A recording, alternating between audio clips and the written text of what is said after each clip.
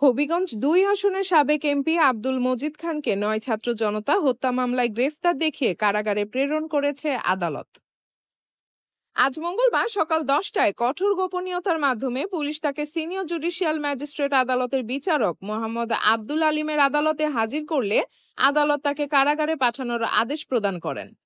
গত সোমবার রাত ৯:১৯টার দিকে রাজধানীর উত্তরা এলাকা থেকে তাকে গ্রেফতার করে গোয়েন্দা পুলিশ।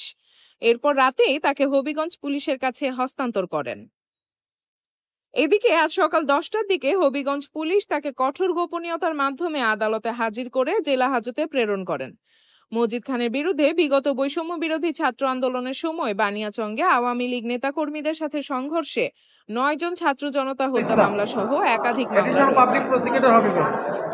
আজকে বৈষম্য ছাত্র আন্দোলনের ৫ তারিখের ঘটনা দায়েরকৃত 9 মার্ডার মামলা, যার নাম্বার হচ্ছে জিআর ১৪৯/২৪ বানিয়াচং। এই মামলায় মূল আসামি সাবেক এমপি অ্যাডভোকেট আব্দুল মজিদ খানকে ঢাকায় অ্যারেস্ট করে আজকে আদালতে উপস্থাপন করা হয়েছিল এবং ওনার পক্ষে জামিনের আবেদন করেছিল নিয়োজিত আইনজীবীগণ। বিজ্ঞ আদালত মামলার ঘটনার গভীরতা, অপরাধের মাত্রা এবং সার্বিক বিবেচনায় জামিন আবেদন নামঞ্জুর করে ওনাকে জেল হাজতে প্রেরণ করেছে।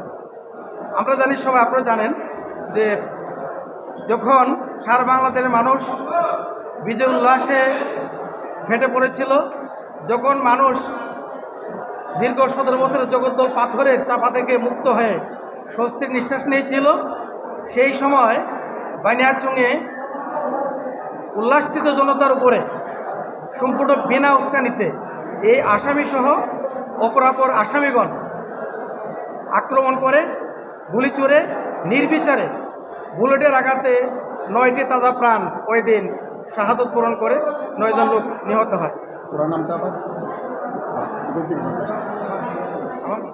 আমি মোহাম্মদ হাফিজুল ইসলাম, অ্যাডিশনাল পাবলিক প্রসিকিউটর হবিগঞ্জ। আজকে মজিদ খান সাহেবকে বিজ্ঞ ৫ নম্বর আমলে আদালত সিনিয়র জুডিশিয়াল ম্যাজিস্ট্রেট জনাব আব্দুল আলিমের আদালতে হাজির করা হয়েছিল। ওনার পক্ষে ওনার নিয়োজিত আইনজীবীগণ জামিনের আবেদন করেছিলেন।